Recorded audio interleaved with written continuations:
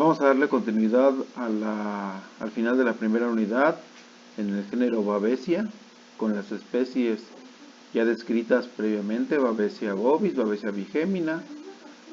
Para otras especies, Babesia canis; para equinos, Babesia cavalli, Babesia equi, ¿sí? En lo ya descrito.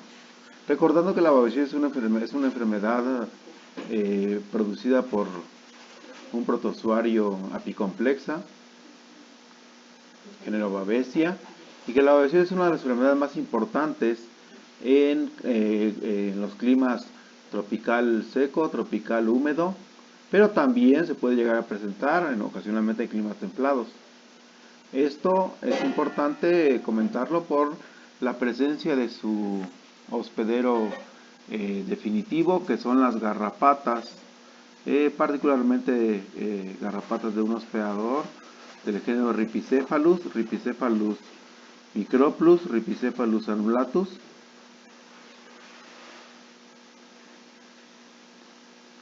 Como les comenté, es importante destacar que estos organismos presentan un ciclo biológico indirecto y es importante tomar en cuenta que la garrapata es el hospedero definitivo de este protozoario.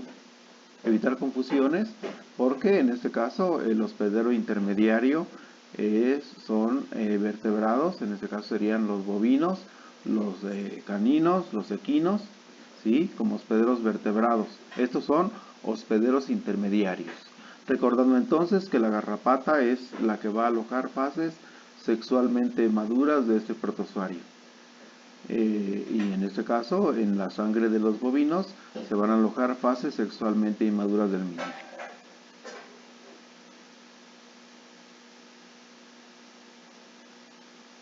Si nosotros quisiéramos describir el ciclo biológico de este protozoario en el hospedero vertebrado, llámese así o llámese hospedero intermediario, en el caso de los bovinos, por ejemplo, si hiciéramos una sección del vaso sanguíneo de esos hospederos, observaríamos que el protozoario se reproduce dentro de los glóbulos rojos, en donde lleva a cabo fases de reproducción asexual, solamente fases esquizogónicas. Es decir, tenemos la presencia de trofozoitos parasitando y destruyendo glóbulos rojos. Estos llevan a cabo una reproducción asexual dentro de los mismos, ¿sí? Sabiendo que la forma que se encuentra fuera de los glóbulos rojos se denomina esporoquineto, y las formas que se encuentran dentro de los glóbulos rojos se les denomina, ya instalados ya dentro del glóbulo rojo, como trofozoitos.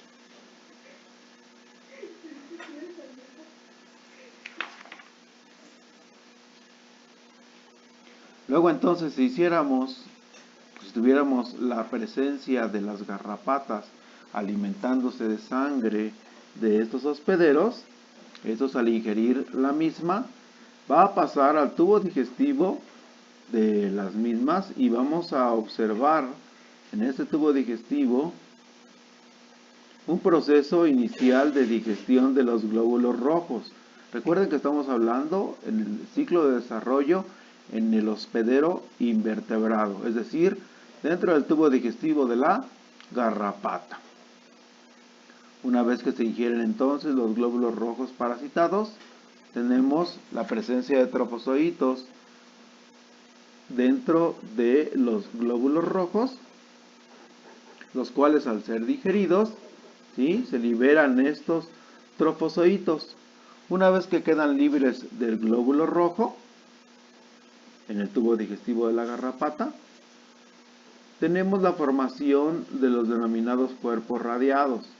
Estos cuerpos radiados están libres en el tubo digestivo.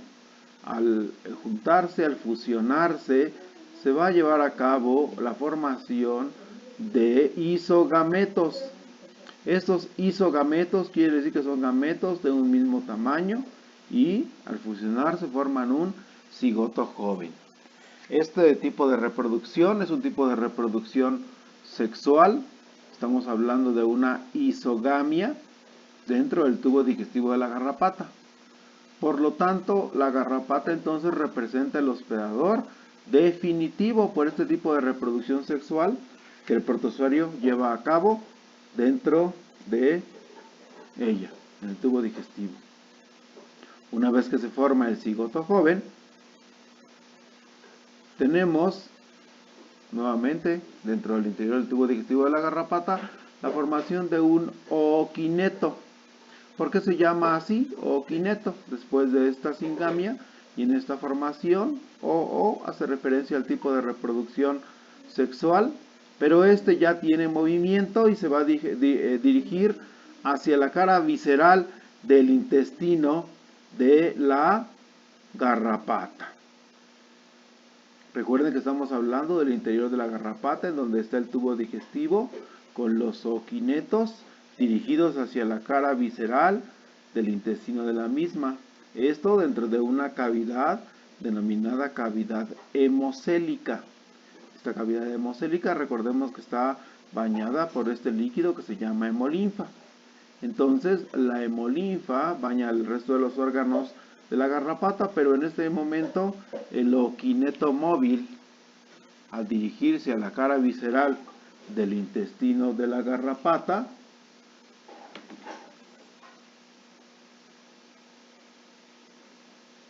procede a transformarse en un ooquineto en maduración.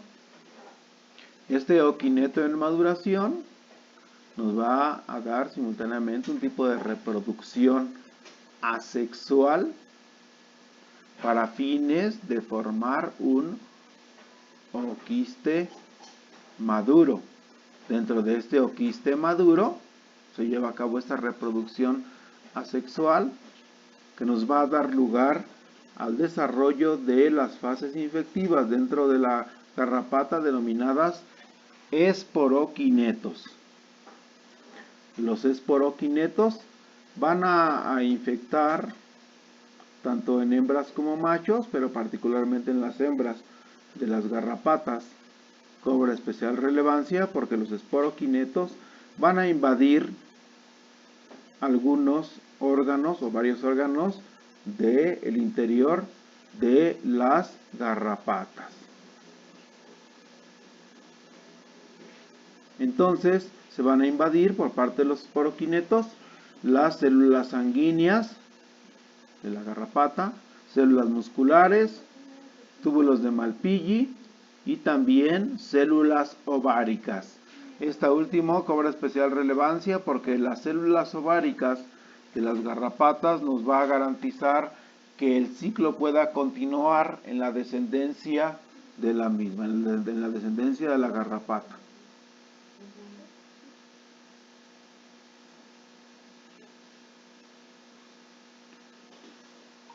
Cabe el cuestionamiento que por qué la infección producida en los machos adultos bloquea el ciclo biológico, pues porque precisamente los machos no pueden transmitir a su descendencia la babesiosis, porque los esporoquinetos no pueden invadir más que las propias células de los machos sin dar infección hacia la descendencia, hacia los ovarios en el caso de las hembras. ¿Qué pasa con las hembras? Luego entonces se invaden los ovocitos de las mismas, se infectan los huevos, una vez que la garrapata comienza a ovipositar, pasan a estadio larvario dentro de los huevos, de las larvas pasan a las ninfas, de las ninfas pasan a los adultos. Aquí cabe mencionar entonces que se da el tipo de transmisión transovárica y transmisión transestática, es decir, pasamos de la transmisión de los ovarios de la garrapata hacia su descendencia inicial, que son los huevos, luego las larvas, pero también el estadio siguiente, que puede ser las ninfas, y el estadio posterior, los adultos, se les denomina esto transmisión transestádica.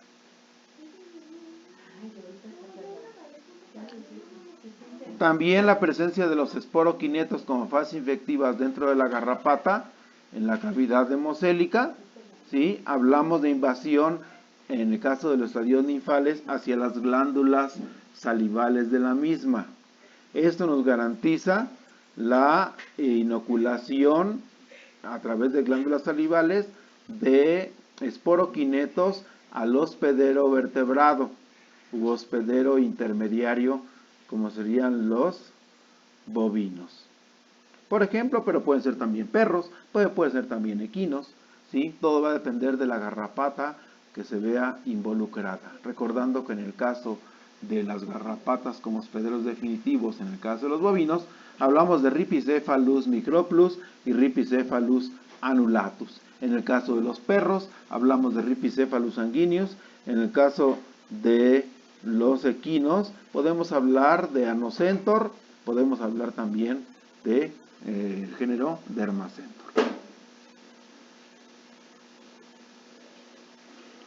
Una vez que las garrapatas se alimentan de esta sangre que contiene los esporoquinetos, estos van a invadir el torrente sanguíneo y van a buscar los glóbulos rojos. Se lleva a cabo el ingreso al torrente sanguíneo. Esto se da un proceso de choque, un proceso de adhesión a células sanguíneas y un proceso de unión de membranas. Vierten productos de Rhoptrias hacia el glóbulo rojo y se introducen en el mismo.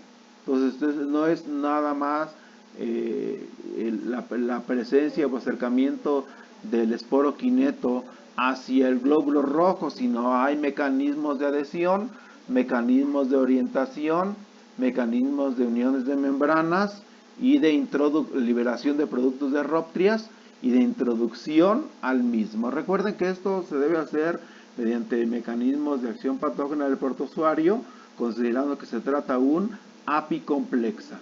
Una vez que se encuentra dentro del glóbulo rojo, se da un proceso de adaptación del mismo, reproducción dentro del mismo, la célula sanguínea, ¿sí? Y esto obviamente nos da la penetración hacia el glóbulo rojo y la reproducción en el mismo. Recordamos que la reproducción es por fisión binaria que se lleva a cabo dentro del glóbulo rojo. Una vez que este glóbulo rojo es infectado, es modificado, se reproduce la célula sanguínea se rompe y salen estos trofozoitos dispuestos a invadir nuevamente otros glóbulos rojos. Como resumen del ciclo, vemos que en el vertebrado se llevan a cabo fases asexuales, como puede ser la esquizogonia, y solamente tipo de reproducción asexual. En el invertebrado hablamos que se lleva a cabo un proceso de reproducción sexual denominado isogamia, lo cual hace que la garrapata sea el hospedero definitivo. Pero también sabemos que para la producción de esporoquinetos se forman las esporogonias.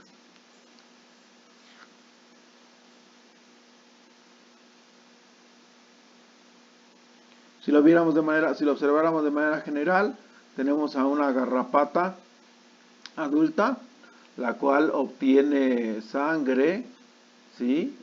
Infectada con trofozoitos de Babesia. Se lleva a cabo una formación o una isogamia en el tubo digestivo, posteriormente una esporogonia, formación de esporoquinetos y la transmisión, que puede ser una transmisión directa, una transmisión vertical, que puede ser hacia su descendencia, que sería en este caso un mecanismo de transmisión inicialmente transovárica y posteriormente transestática, es decir, cada descendencia, ya sea fase de huevo, fase de larva o pinolillo y fase de ninfa, puede ser llevado a cabo el mecanismo de transmisión transovárica, transmisión transestática.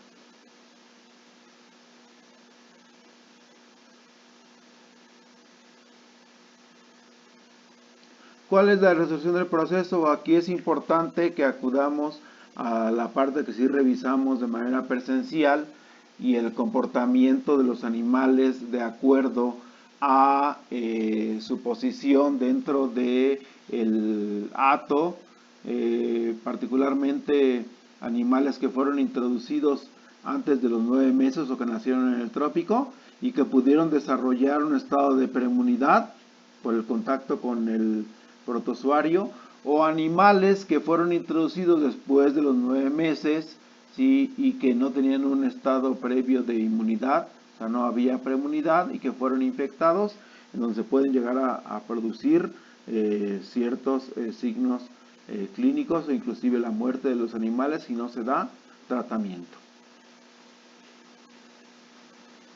El cuadro clínico puede ser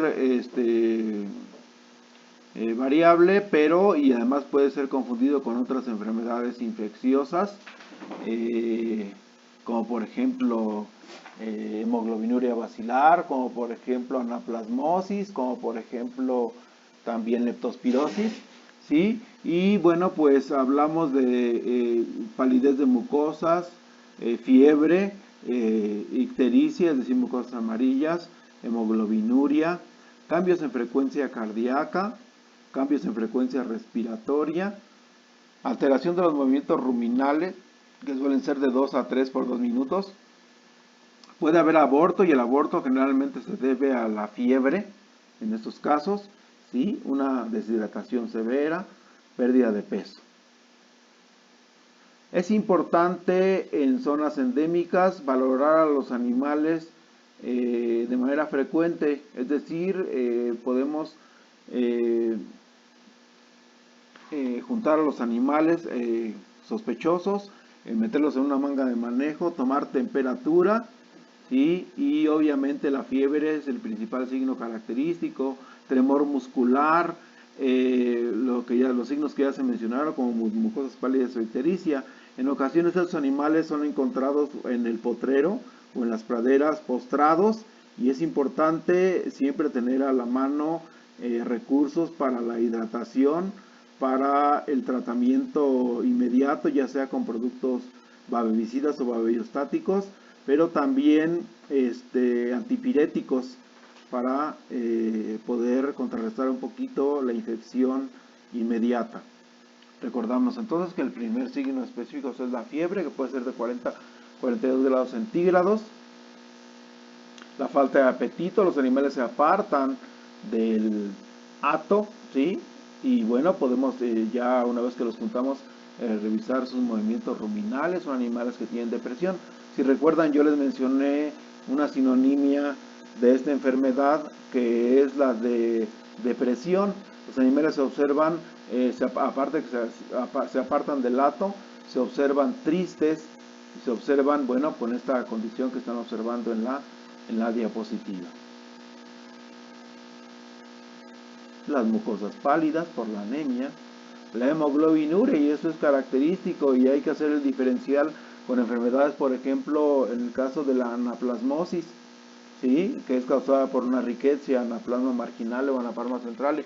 La hemoglobinuria casi siempre se observa con esta condición, parece como si fuera agua de Jamaica. Recuerden que aquí lo que se está pasando o filtrando a través de los riñones es la hemoglobina, no como tal la sangre, sino solamente la hemoglobina. Hay una hemoglobinuria, a diferencia de enfermedades como la anaplasmosis, que podemos observar, bueno, que está presente la hematuria, es decir, la sangre completa.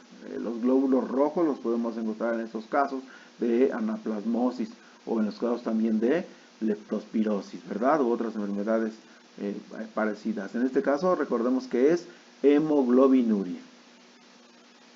También hay que hacer la diferenciación de hemoglobinuria posparto o alguna otra causa de hemoglobinuria.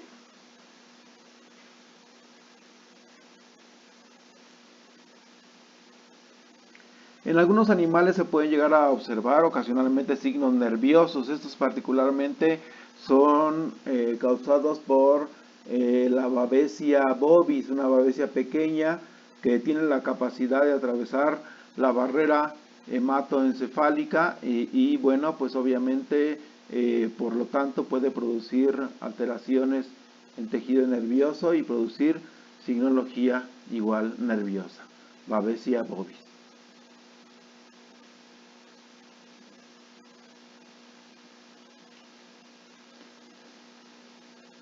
Si se llega a presentar la muerte de los animales, cuando se realiza la necropsia, podemos observar hemorragias viscerales, procesos congestivos generalizados, aumento de tamaño de los órganos, como podría ser el hígado con una hepatomegalia, el vaso con una esplenomegalia, también la médula ósea se puede llegar a ver afectada.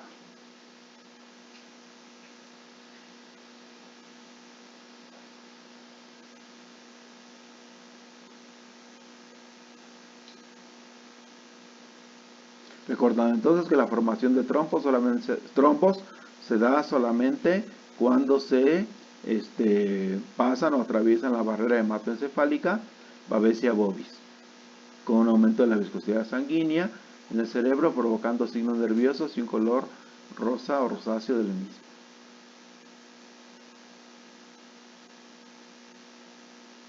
Si hablamos ahora del diagnóstico, es importante que tomemos en cuenta que puede ser un diagnóstico clínico, aunque recordemos que este no es concluyente. ¿Qué queremos decir con esto? Que el diagnóstico de la babesiosis incluye diferentes formas de llevarlo a cabo. El diagnóstico clínico, la observación de los animales postrados, pues nos va a orientar la anemia, la hemoglobinuria, pero esto es básicamente clínico. Se deben de llevar a cabo también, realizarse frotis sanguíneos de sangre periférica, y estos deberán ser teñidos con tinciones de tipo Romanowski, como pueden ser tinciones de Wright, tinciones de Giemsa.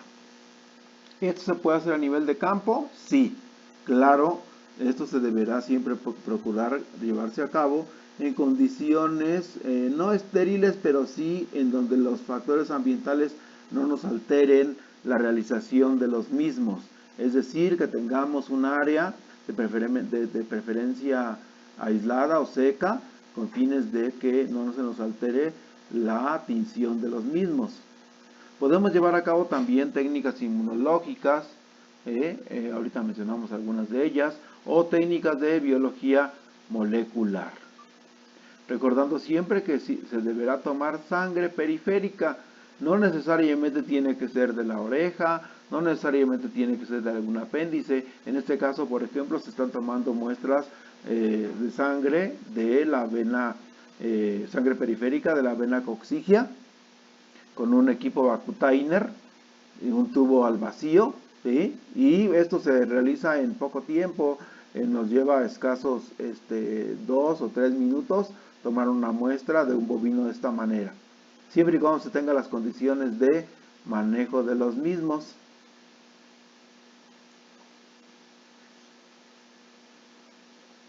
Si podemos colectar algunas garrapatas para poder asociar la presencia, particularmente en el caso de babesiosis, de garrapatas Rhipicephalus micropluus o Rhipicephalus annulatus, pero también podríamos llegar a encontrar el género Amblyomma, y en este caso podríamos también sospechar de anaplasmosis.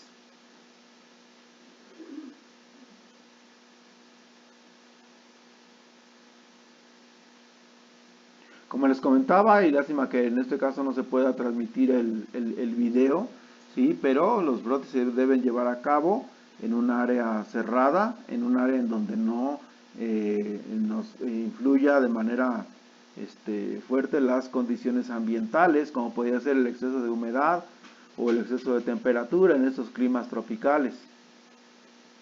Es importante siempre fijar los frotis con alcohol metílico absoluto. Si no los vamos a teñir de manera inmediata, de todos modos es importante que estos sean fijados con alcohol metílico absoluto. Después ya estos frotis podrán ser utilizados y teñidos en otra zona, en otra área, pero si no fueron fijados previamente con este alcohol metílico absoluto. Tendremos alteraciones de los mismos, como serían la crenación, los glóbulos rojos se crenan, ¿sí? Se rompen, se destruyen y no podríamos observar la presencia de trofosoditos dentro de los glóbulos rojos.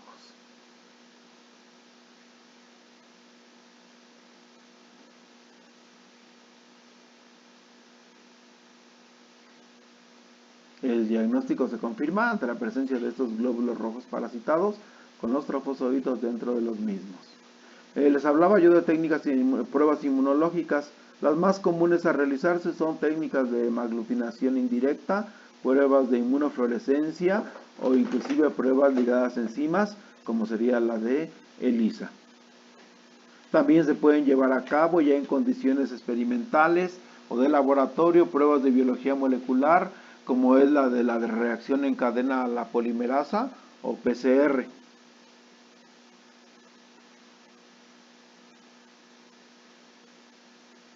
Siempre debemos tomar en cuenta un diagnóstico diferencial.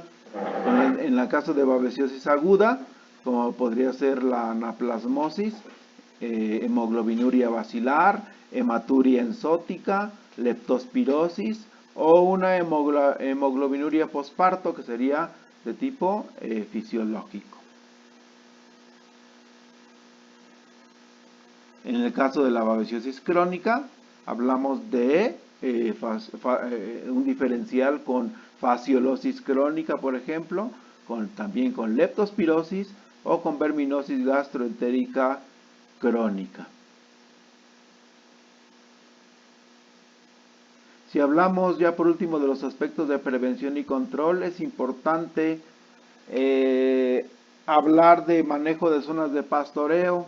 Esto particularmente para evitar el contacto o la frecuencia de contacto con los artrópodos vectores u hospederos definitivos, que son las garrapatas. ¿Sí? Es importante en un establecimiento de un programa integral de combate a los vectores, un manejo del vertebrado en cuanto a los sitios de pastoreo. Para fines de control del artrópodo vector u hospedero definitivo, que es la garrapata, los principios a usar pueden ser de varias familias, que pueden ser, por ejemplo, organofosforados, piretroides, neonicotinoides o inclusive de las familias de las lactonas macrocíclicas. Estos solamente tienen actividad sobre fases de adultas o fases ninfales o inclusive en algunas ocasiones hasta larvarias de las garrapatas, siempre tomando en cuenta su principio activo y su mecanismo de acción, sus dosis, sus efectos secundarios y sus efectos colaterales. Estos pueden ser suministrados en base a baños garrapaticidas, los cuales pueden ser por aspersión, por inmersión, por tratamiento sistémico, es decir, parenteral, o ya sea purón.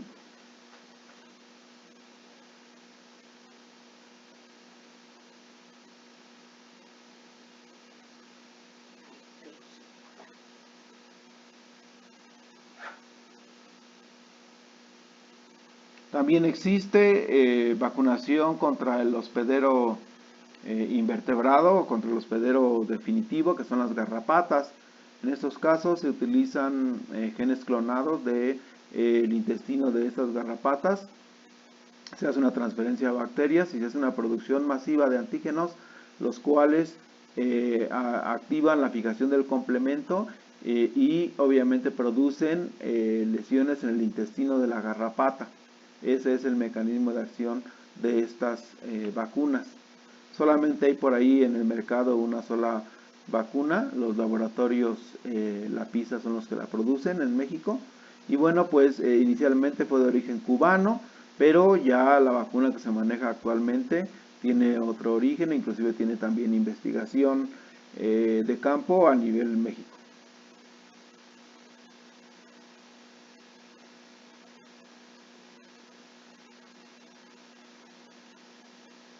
También existen vacunas contra la babesia, nada más que en este caso es muy específica.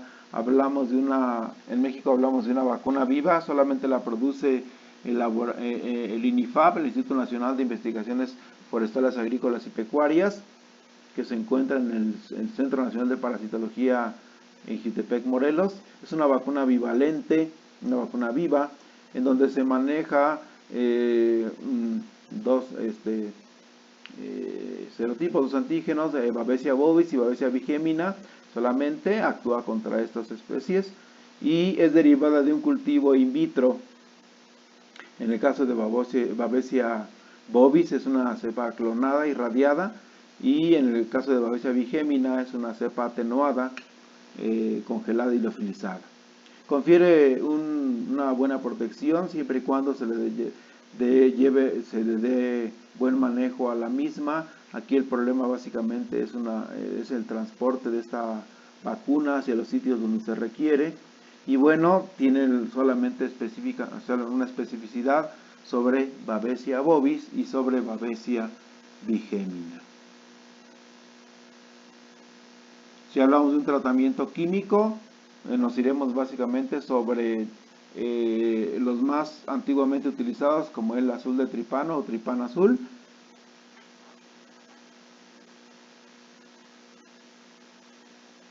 Aquí lo importante es que se tenga a la mano el ingrediente activo al momento de que el animal pudiera estar presentando la signología, pero también que se haga un adecuado diagnóstico, es decir, hacer un adecuado diagnóstico diferencial, tomar en cuenta la signología del animal y principalmente el historial clínico, si el animal fue introducido o no a esos sitios, a qué edad, si fue menor a los 9 meses o posterior a los 9 meses, si el animal estaba en un estado de preinmunidad o no es así, si el animal tuvo una cuarentena o no la llevó a cabo. El historial clínico de estos animales es determinante para poder saber si el animal tiene posibilidades de salir adelante. Inclusive en muchos casos los animales solamente, como se está observando en la diapositiva, se encuentran tirados en el campo y pues mientras son peras o son manzanas, el animal tiene que ser tratado, porque aquí nos ganó la cuestión de desconocimiento del problema y también nos ganó el diagnóstico del mismo. Luego entonces el animal se encuentra postrado y ahí deberá recibir tratamiento parenteral inmediato si queremos que el animal sobreviva.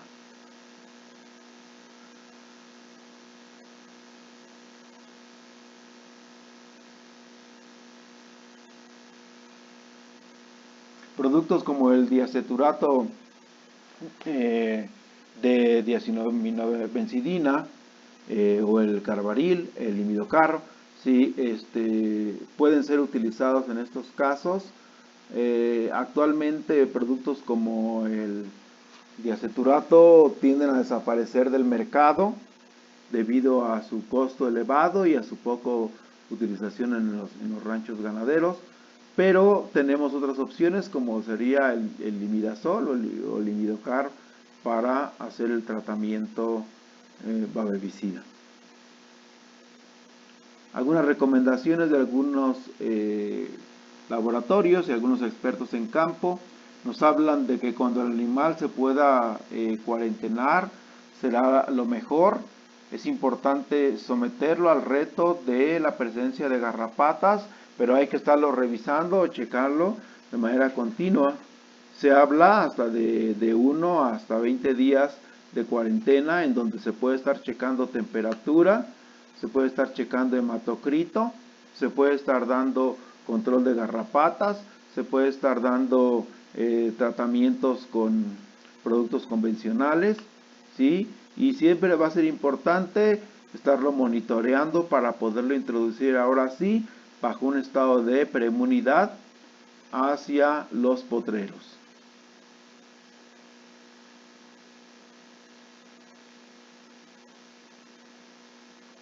Claro está que aquí en este momento tenemos que determinar la presencia en la zona, si es endémica de babesiosis, o si tenemos también la presencia de la garrapata hospedero definitivo, que en este caso se trata de Rhipicephalus microplus o Rhipicephalus annulatus. Y si tenemos problemas también de anaplasmosis con otras garrapatas, podría ser también el género Amblyomma estar involucrado. Con eso terminamos la parte de protozoarios. Lo que les quedé a deber principalmente a los grupos que yo llevo, que sería el grupo 2402 y el grupo 2456.